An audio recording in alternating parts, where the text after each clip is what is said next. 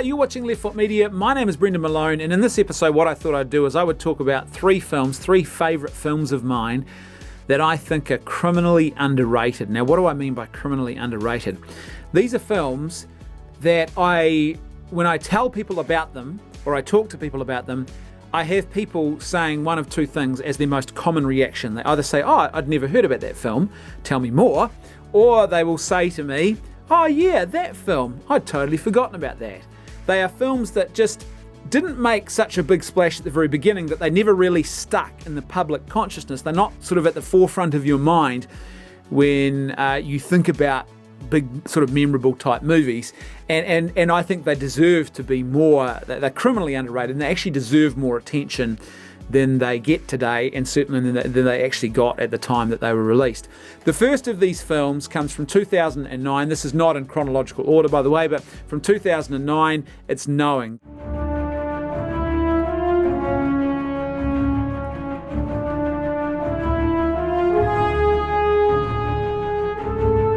Now, I should say before we go any further, just be aware there are going to be spoilers.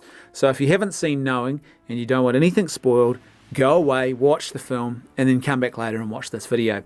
So Knowing is the 2009 film directed by Alex Proyas.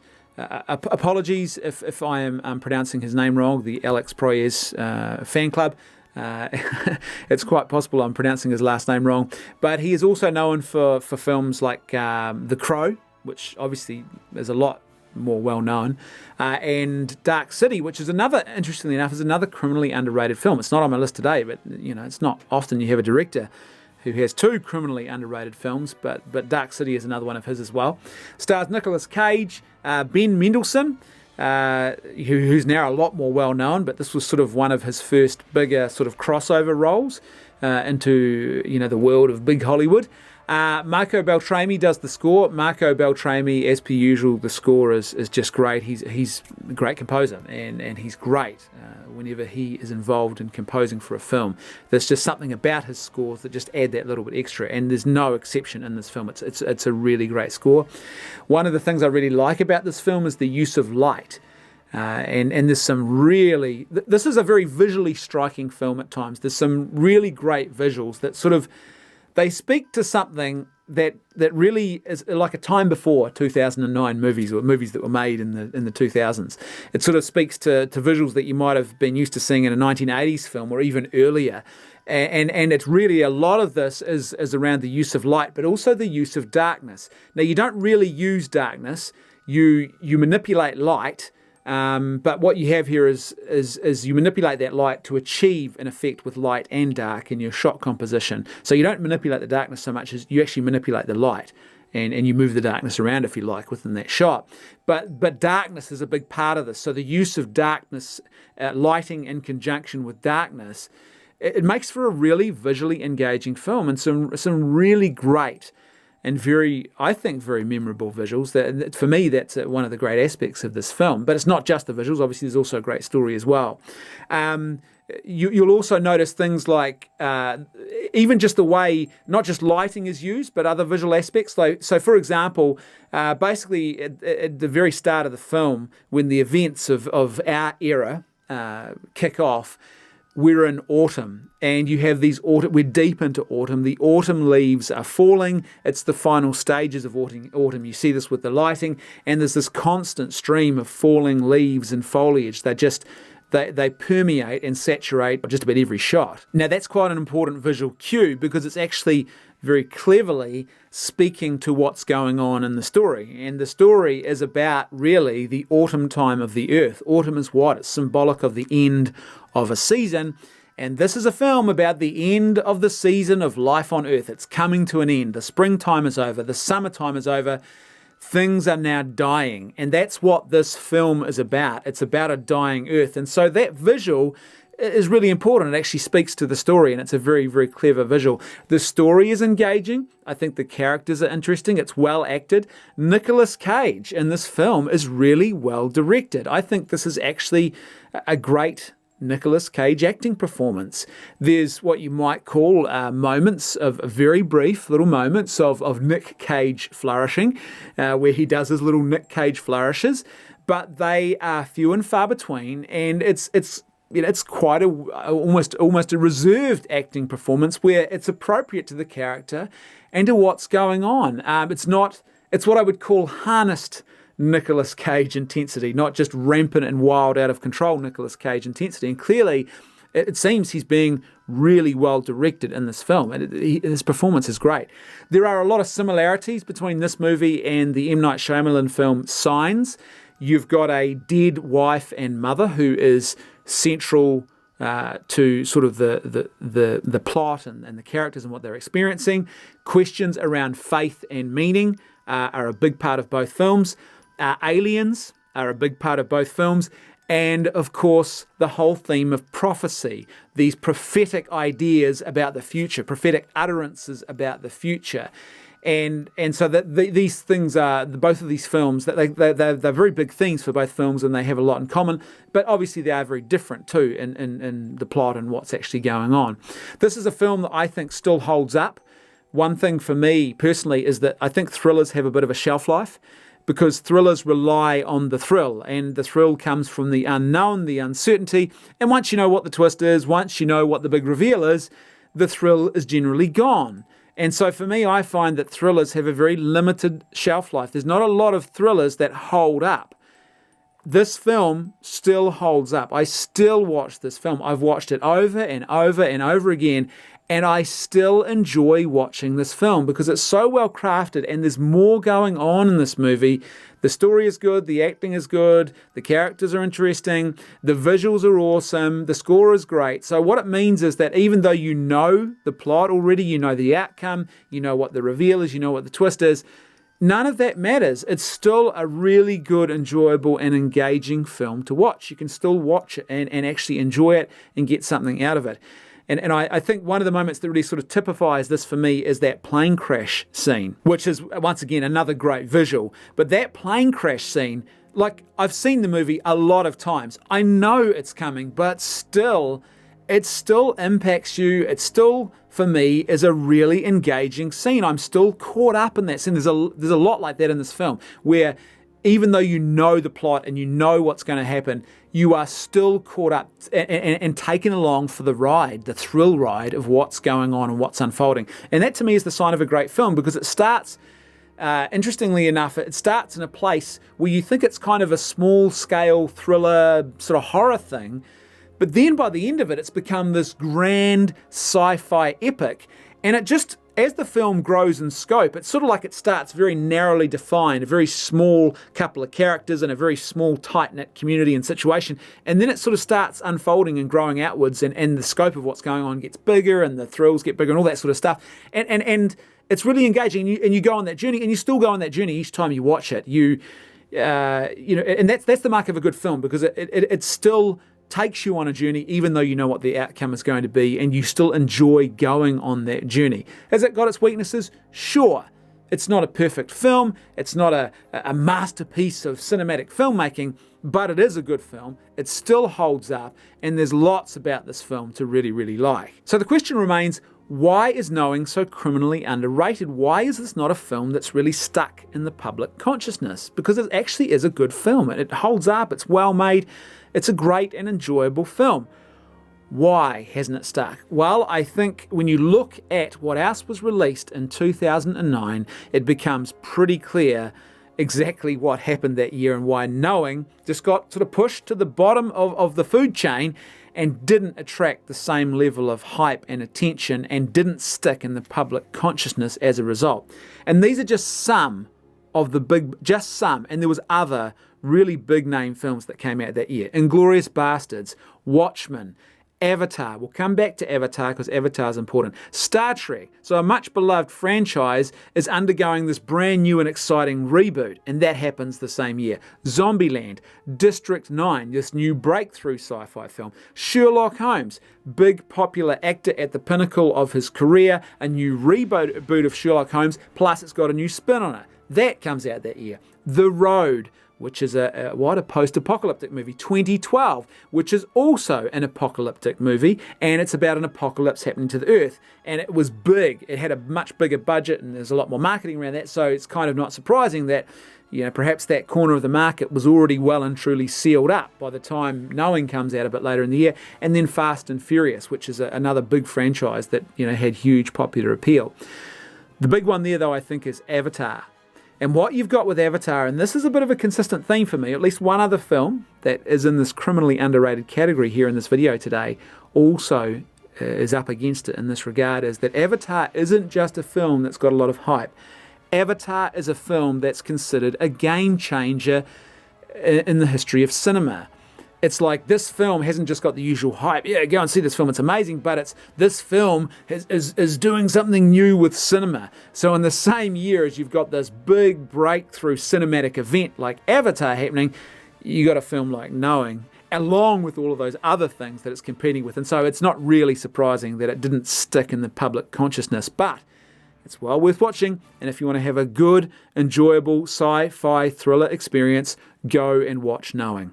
Now, the second of my 3 criminally underrated films, I don't actually have a case to hold up and show you, because for some reason, someone has either borrowed or acquired without permission, shall we say, my copy of this movie, so I can't hold up the case to show you, but it's the 2002 film Equilibrium.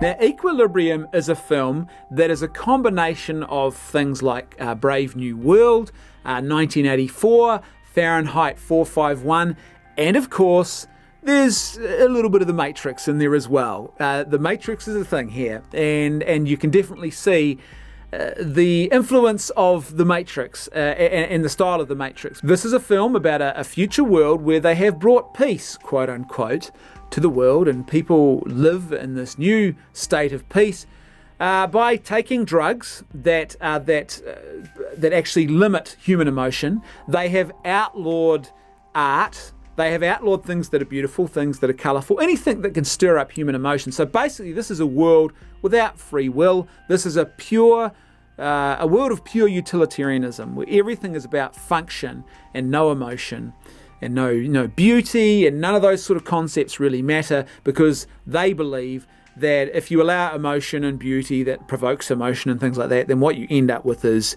the human passions get evoked, and that leads to war and violence and crime. So we live in this world now where we've achieved peace, and the way we've achieved peace is by anyone who actually possesses works of art or beauty and music and things that are colourful, and who doesn't take their drug to keep their emotions in check, they're a criminal and they can be executed.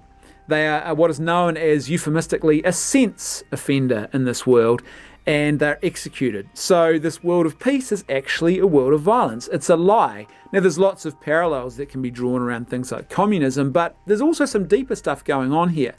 Again, like Knowing, this is a film that I think is very visually striking. Unlike Knowing, this is a film that's working with a budget, but it maximizes, I think, that budget really, really well in what it does. And I've got a lot of respect for this film and the way in which it takes its budget, which is clearly limited, and uses it, relatively well to convey the sense of this world. And the sterility of this world is very much an ever-present reality in the visuals of this film. Everything is cold, hard, and sterile. And you know what that's a reflection of? The relationships between every other person, between persons who live in this world. They live in a cold, sterile world, including the way they relate to each other. Even things like objects down to like clipboards, pen and paper, these sterile, cold sort of aluminium or metal clipboard cases that they have documents in. The way they arrange their desks is not based on personal preference and what I like. It's about function, maximizing utility. Even the way they speak to each other. It's not just the fact that they speak to each other without emotion in this world.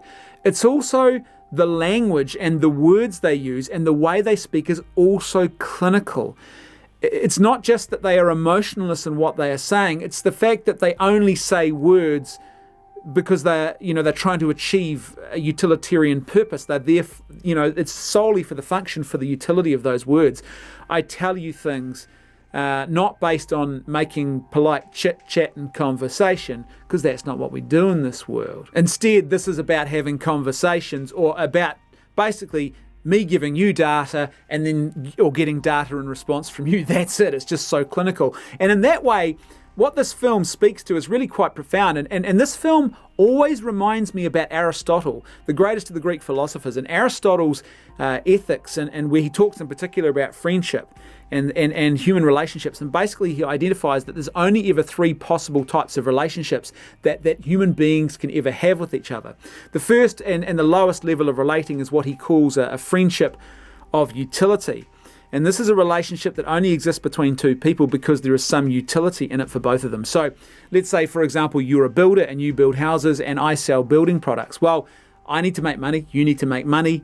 You're a builder, so you can buy my building products and that gets me money. You're a builder. You need the building products I have to build houses and sell them and make money. So our relationship exists solely based on this utility, money and building products that exist between us. But let's say a couple of years into our relationship, I start selling beauty products instead of building products.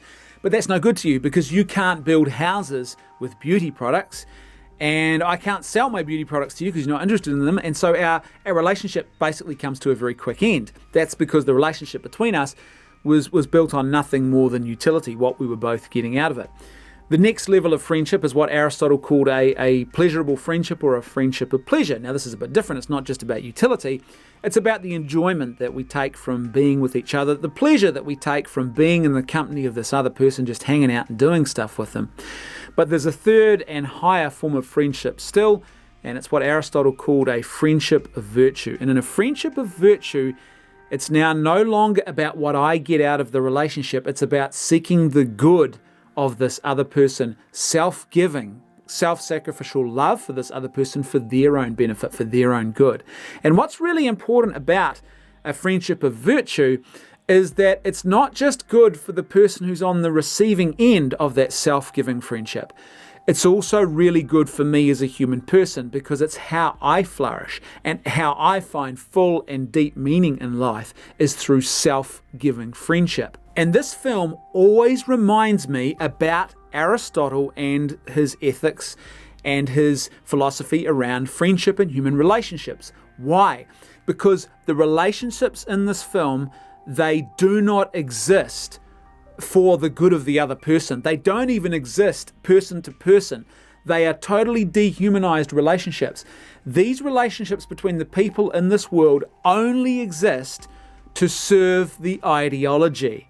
They are totally dehumanized. There is absolutely no connection between these persons. The only reason they communicate and they are in connection with each other is because they are all at service of this ideology. They are part of the collective.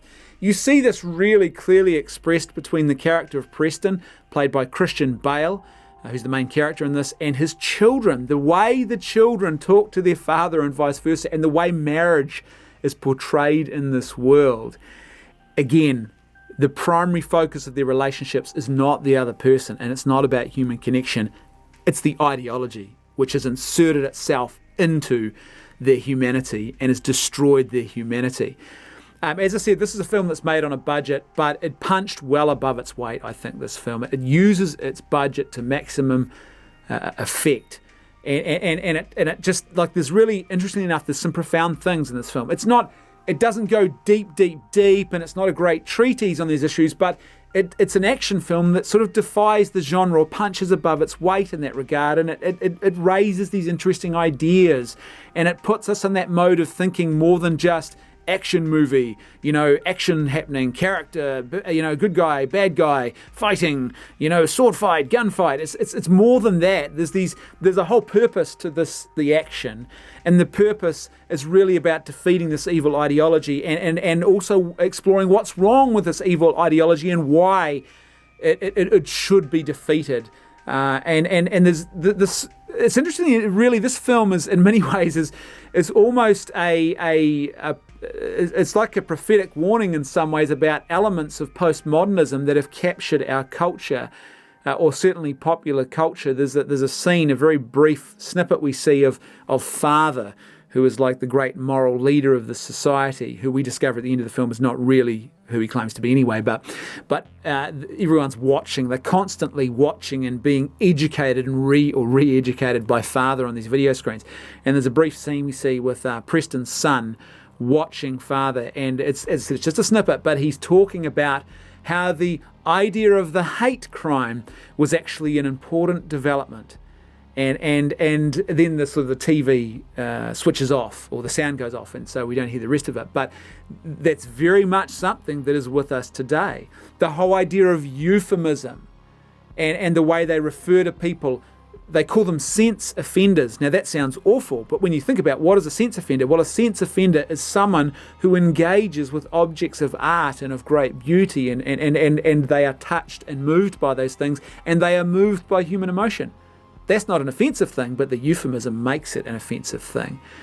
And basically what you've got is the society of people where they are totally numb to the lies and the evil that is being perpetrated and that they are perpetrating. So Christian Bale's character really goes on this journey of realizing, and he comes to the fullness of this conclusion, that he's actually perpetrating a great evil. And the way they're able to distance themselves from that is because they have dehumanized their victims. And the use of euphemism is the way to dehumanize your victims. And that's a real important warning, I think, for us today, because in the political discourse, there is a lot of dehumanization that goes on. And that's a real big problem, because dehumanization actually gives us permission to treat people in ways that are dehumanized. And to if we don't see and recognize their personhood, then that effectively gives us, even if it's only tacit permission, it gives us permission to treat people in dehumanized ways and to treat people in ways that are not humane. And so in this film, we see a lot of that idea as very much front and center. But ultimately what we also discover is that this is a world that's not about principle either. It's not a principled world. It's about pure power. Because we discover this as we go through the film. So this isn't a world that has built some false ideology where they've stripped out truth, goodness, and beauty. And by the way, because they don't have truth, and they don't recognize beauty for what it is, and they don't have goodness. In fact, they're lying to themselves. They claim to be in a world of peace, but they're actually murdering. They're just wholesale murdering people simply for looking at works of art or listening to pieces of music. That is not a world of peace. That is not a world of goodness. That is not a utopia. But it looks good from the outside because, hey, good news, we haven't had a war and we haven't had any crimes. That's because the government is actually committing all the crimes to ensure that no crimes get committed. The whole thing is a lie, but you realize, as I said pretty quickly, that this is about pure power. It's not a principle at all, because we find this out when we get to the end of the film, that in actual fact, Father, or DuPont, who's actually really is Father now because Father doesn't exist anymore, that he's a hypocrite. We discover when we go into his penthouse office at the very end of the film, what do we see when Preston is in there? This colourful room with works of art in it. He's a sense offender himself, but it's okay for him because I guess some people are more equal than others, basically. There's no principle here, it's pure power. And you often see that with a lot of these ideologies. They're not principled ideologies, it's purely about power and dominance of one group over another. And they will claim that dominance and power and unjust treatment of another group is all about some principle, but in actual fact it's not. And you can see the inconsistency really clearly in this film. One of the things I like about this film is that where the crescendo of the film actually lies. Usually when you think about a film like this, particularly an action film, the crescendo of the film is at the sort of the final action set piece, the defeat of the evil, the overcoming of evil, the defeating of the bad guys. But that's not actually where the crescendo of this film lies.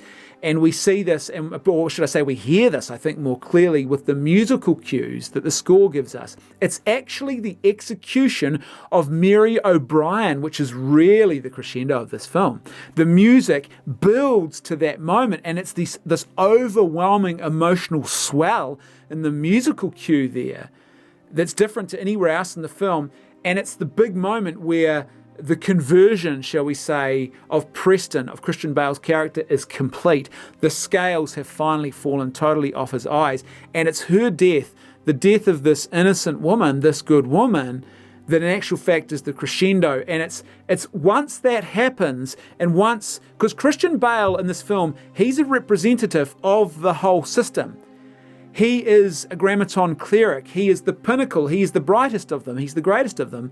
And he is a representative of the very system itself. So once the character who is the representation, the embodiment, the personification of the system has had his conversion and the scales have fallen off. What that is that's a metaphor for effectively the fact that this system will not succeed. It will not last. It is only a matter of time before it is destroyed, because if the greatest of the great from within the ideology and the regime itself can come to the truth, then it's game over at that point for the regime. And that's what we see in that moment. That's why it's the crescendo. The death of Mary O'Brien, it is the crescendo. It's this vile act of evil. It's this moment of conversion. It's this profound moment where it's all over, and everything that happens after that, because there is a little bit more that happens after that, and the sort of the final action set pieces and the total, I guess, obliteration of the regime and all their mechanisms. But those things are really, they're not an afterthought, but they're just sort of like a natural, for me, when I look at the story, they're like a natural progression, but they only happen because of that event. They're just a natural outcome, but the main event, the main crescendo, is that particular moment. It's not what comes afterwards, which I find really interesting. And as I said, when we get to the final moment, we discover anyway the whole hypocrisy of this ideology, and DuPont, father, quote unquote, is actually a hypocrite. And he spells this out really clearly. Not only do we see this when we look around this lavish room with this colour and works of art in it, but also we realise when he makes that mocking comment to Christian Bale's character Preston, when he says, tread carefully, for you tread on my dreams. He's quoting the poet Yeats there, and that's important because that piece of poetry, that line from the poetry, is uttered by Sean Bean's character at the very beginning of the film, and that it can be easy to sort of miss that quote. That quote is not just him mocking Preston, DuPont mocking Preston, because he shot and killed his friend, executed his friend after his friend had delivered that line of poetry to him. But it's really effectively him sort of wink, wink, nod, nod. Hey, I'm a sense offender, effectively. You look around you. It's really quite a clever little indication of the grand hypocrisy of all this, and the fact that this is all about power and not principle. So as I said, this is a film that I think really punches above its weight. It's not your typical sort of sci-fi type action movie.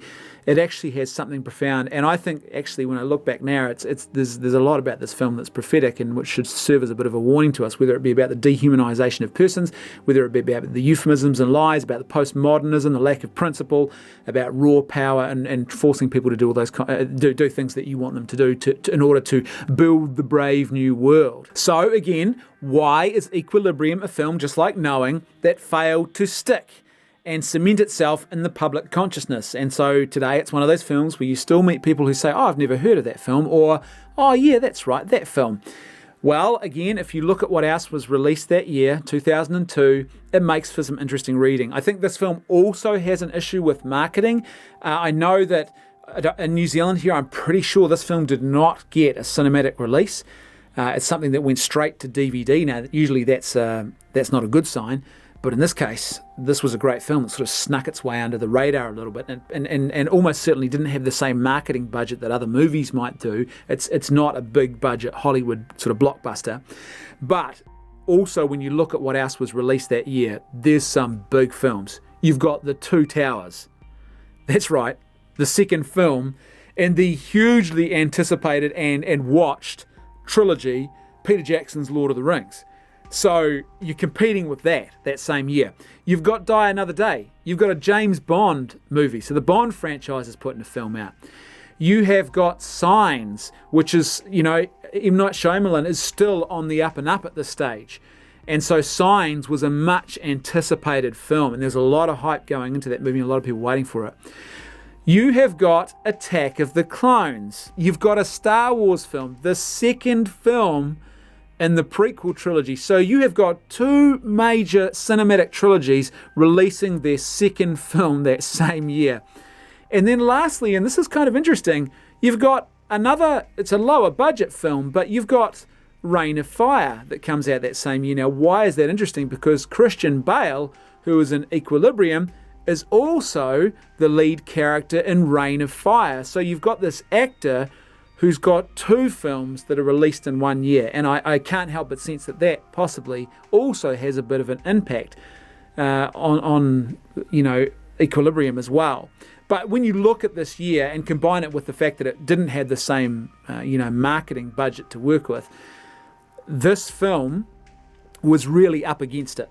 The Two Towers and Attack of the Clones in the same year, plus, and by the way, that's just some of the big budget, the big cinematic releases that happened that year, but you can see why a film like this that comes towards the end of the year is sort of going to really play not just second, but probably third and fourth fiddle. There's just everyone's going to be focused, and certainly all the critics are anticipating The Two Towers and Attack of the Clones, and that's all they're going to be talking about. And so it's easy for a film like this to get lost in the midst of that milieu where everyone is focused on big budget cinematic franchise films that are putting out their second movie that year. The third and final of my criminally underrated films is The 13th Warrior.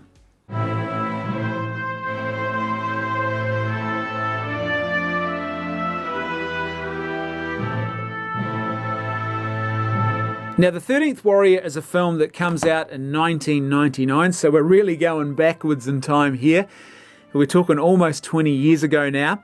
This is a film that's based on a Michael Crichton book called Eaters of the Dead, and it's really up against it. We'll talk about what this film was up against and why I don't think it's stuck in the public consciousness as much as other films. But I love this film. This film still holds up. And I don't think you can say that about a lot of films from the 90s, but this film really does hold up.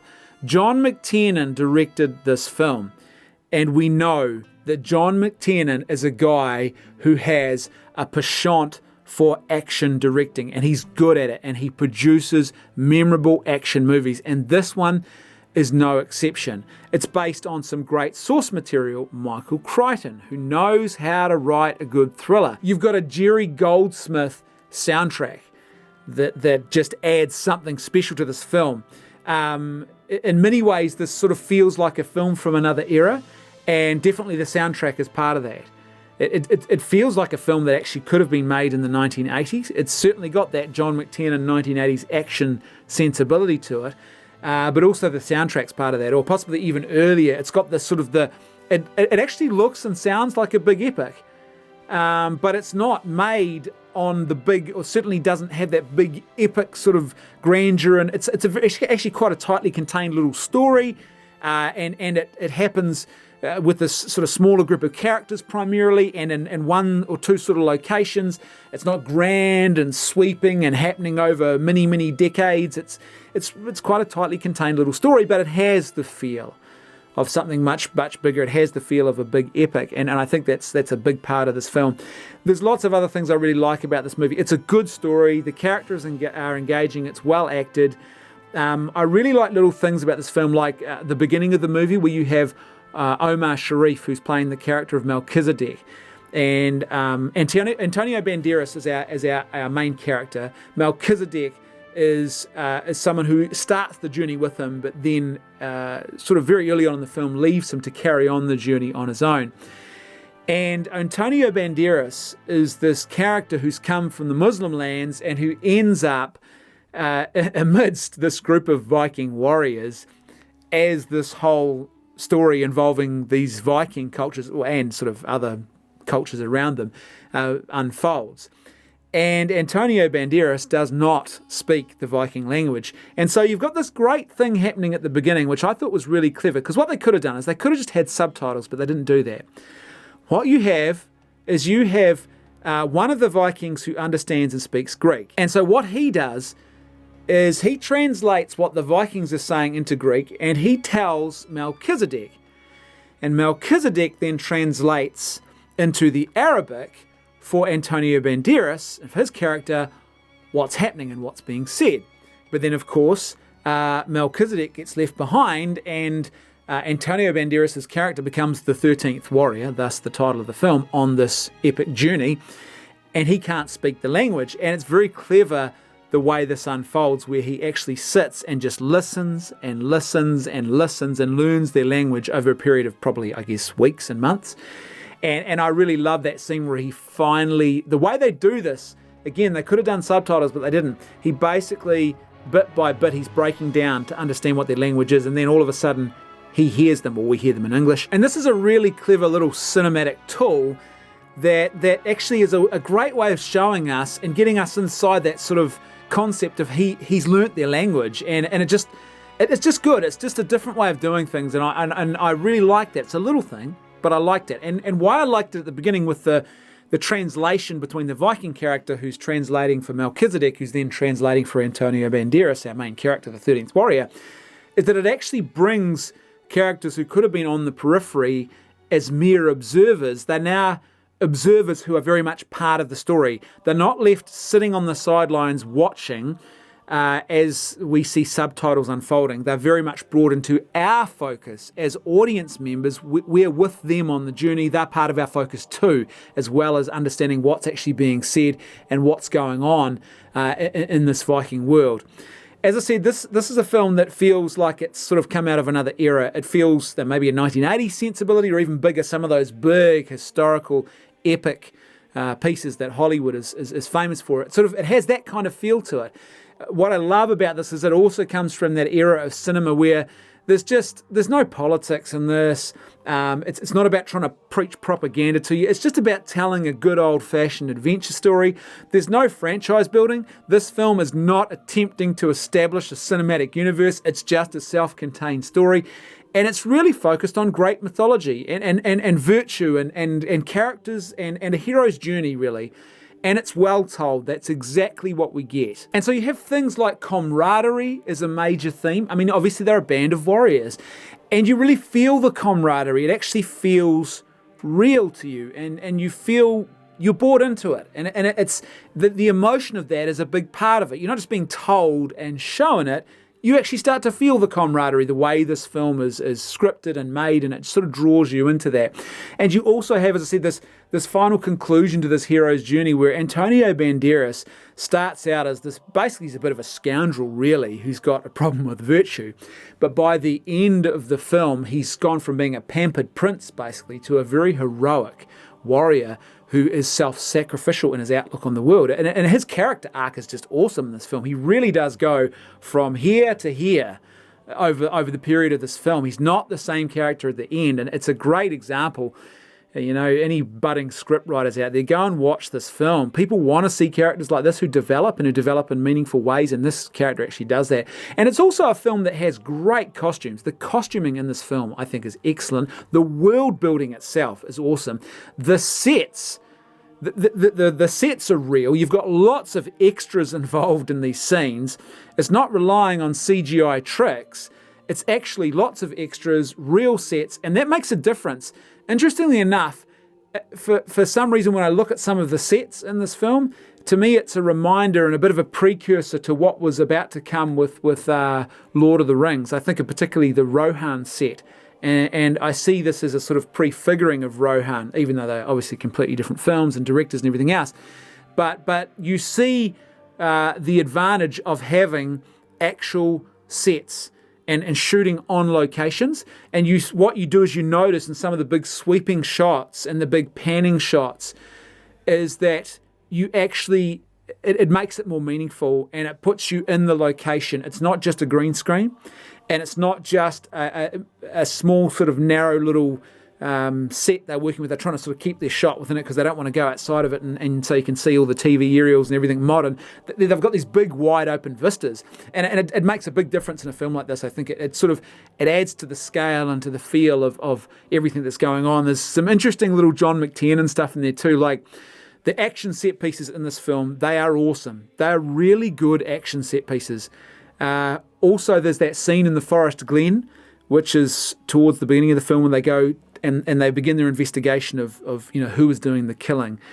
And they go to this farm that's in a forest. And basically in that scene where they're creeping through the forest and the way the camera angles that are used and the way it's shot and the visuals and the lighting and everything, you can definitely see you see the Predator callbacks there for sure. You see, you can literally just imagine, same director obviously, you can just imagine the Predator being present in this forest, and you realise that he's got a good eye for this kind of thing. and he's got a great way of choosing the shots that draw you into the suspense and that also make it something interesting to look at. It's not just flat and boring.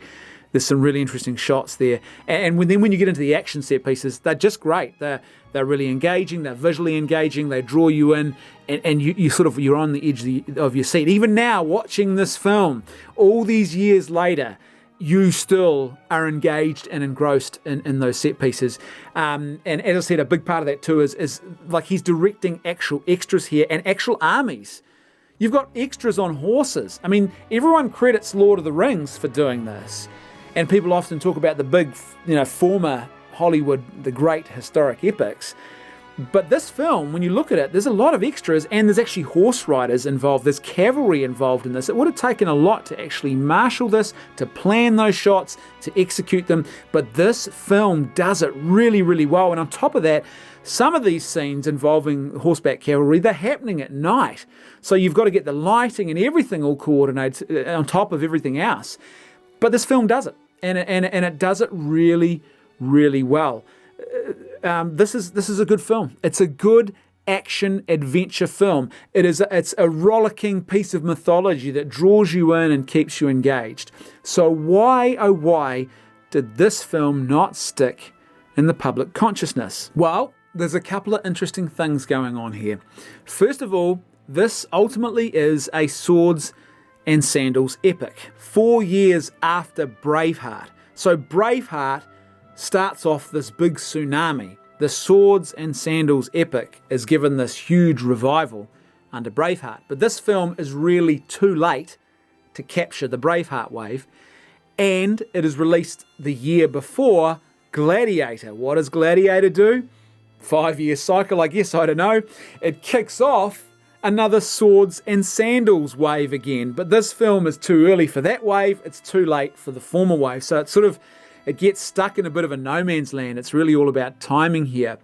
Not only that, but this film is also competing with another huge game-changing blockbuster that same year, and that is the film The Matrix. And The Matrix was a game changer. Remember how I said this was a bit of a constant theme here? Well, we saw this with Nolan competing with Avatar. Now this movie is up against The Matrix. And The Matrix wasn't just a film that had lots of hype. It was a film that actually changed cinema. And I still remember going into The Matrix and coming out of that film and going, holy moly, that was something different altogether. It's not quite, but it's almost like the original Star Wars type moment. Those moments are very rare in cinema. The Matrix was one of those moments. And so you've got this film here, The 13th Warrior, which is too late for the Braveheart Swords and Sandals wave. It's too early for the Gladiator one, and it's up against that same year, The Matrix. And it's not surprising because everyone is talking about The Matrix, and people are going for repeat viewings of The Matrix, and it's easy to see why a film like this got lost in the mix. But this is a really good film. It is still a great film. It holds up. Probably for the younger kids, it's not it's not suitable for family movie night because there's a bit of violence in this film. But for older kids, yeah, this is sort of one of those films you can sit down and watch and with the older kids, the older family, and it's a rollicking good ride, a very enjoyable film with nothing too offensive in it. There's nothing, it just focuses on great mythology and great storytelling, and it's just so well shot. I really love this film. It still holds up, and I highly recommend it. As per usual, I'd love to hear your thoughts, so please let me know what you think in the comments section below. And if you like the content I'm creating and you'd like to see more of it, then please consider financially supporting the channel. The links for how you can do that are found in the video description below. Thanks for watching. See you next time on Left Foot Media.